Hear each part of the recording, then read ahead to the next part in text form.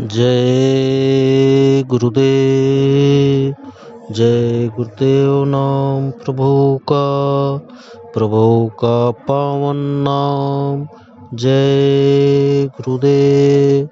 परम संत बाबा जय गुरुदेव जी महाराज।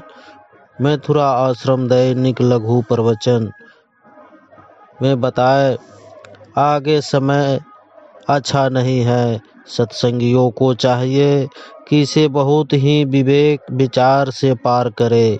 कहीं लड़ाई झगड़े का माहौल हो तो चुप रह जाए। मन ही मन या जोर से प्रार्थना करने लगे तो वह जहर नहीं चढ़ेगा।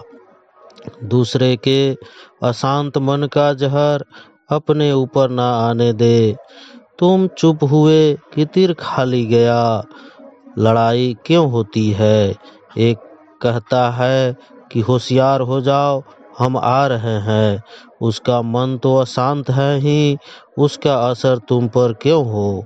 तुम चुप रहोगे तो उसका सब तीर खाली चला जाएगा। मान लो 16 आने बाद विवाद से बात बढ़ती है तो एक आने रह जाएगी। इस समय झगड़े झंझटों की बौछार हो रही है, इससे अपने को बचना है। आगे समय बहुत ही खराब है।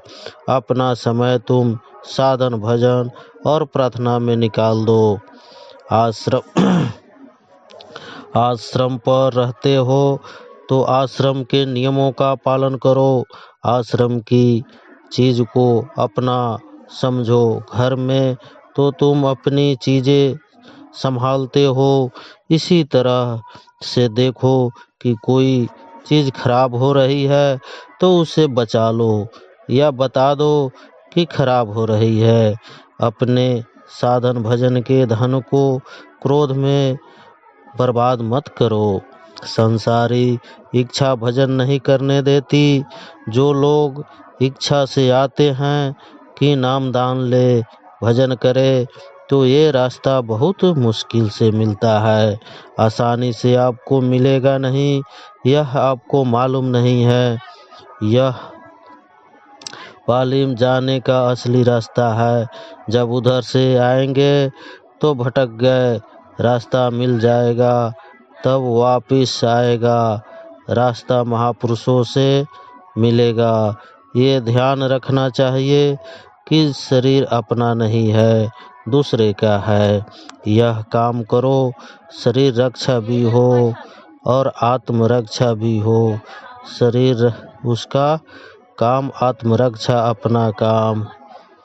ये ध्यान रखना है कि जाना है तो भजन बनता है। जब ये भूल जाओगे कि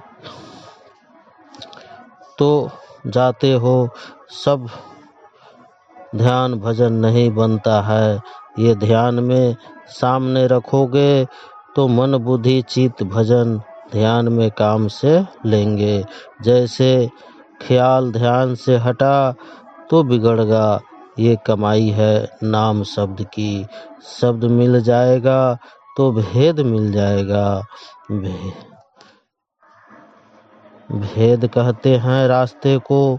भेद मिल जाएगा तो रास्ता शब्द का रास्ता है। शब्द रास्ते को कहते हैं। जब कुछ अपना करोगे तो काम हो जाएगा, नहीं तो पड़े रहोगे। नामदान जिस जोश खरोश में लिया जाता है, संसारी चीजों की हमेशा चाट लगी रहती है। संसारी इच्छा भजन नहीं करने देती। इच्छा जरूरत भर रहनी चाहिए। संसार की आपका है नहीं, उतनी ही चिंता संसार के लिए है, उतनी ही आपके लिए है। शाम को भजन पर बैठाया जाता है। इस समय पर सबको भजन करना चाहिए। आँख खोल करके बैठे रहोगे तो कुछ नहीं, अपने को भी धोखा देते हो।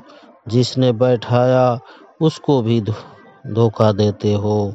ये करने का काम है, इसमें बुद्धि कुछ काम नहीं कर सकती। भजन में क्यों क्यों काम कर सकती है। बुद्धि को एक तरफ छोड़कर इसका साथ दो। ये सब का काम पढ़े लिखे का कोई काम नहीं। ऐसे रास्ते से जाता है कि पढ़ाई लिखाई सब छूट जाएगी। वो तो सूरत की भाषा अलग, बुद्धि की भाषा अलग। बुद्धि जड़ है, जो सोच विचार करते हैं वह भी जड़ सूरत चेतन है।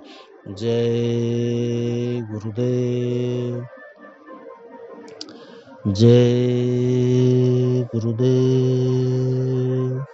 स्वामी जी ने कहे, सुमिरन में 8 माला तुम टाटधारियों से, पुराने सत्संगियों से मिलकर पूछ लेना, और ये तुम्हें सुमिरन ध्यान भजन करना समझा देंगे।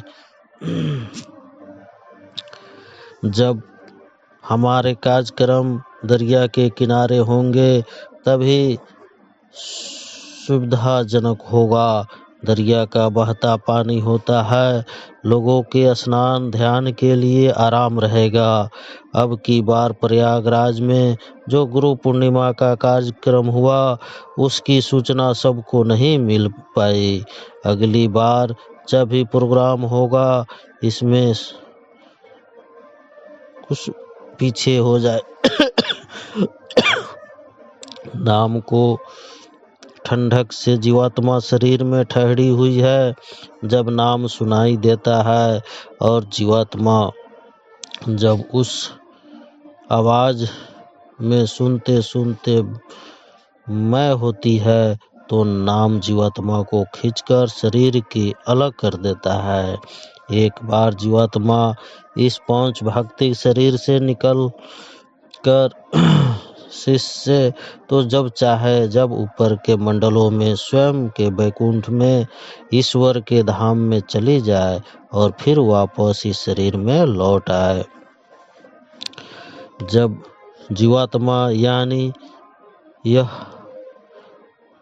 आदमी की सफर करती है तो उसकी रफ्तार के आगे रॉकेट कुछ नहीं, हवाई जहाज कुछ नहीं, बिजली कुछ नहीं। इतनी तेज रफ्तार से वह उड़ती है। जब तक महापुरुष प्रसन्न नहीं होंगे तब तक तुम्हारा काम नहीं बनेगा। सत्संग से, संगत की सेवा से और आदेश के पालन से वो प्रसन्न होंगे। जय गुरुदेव।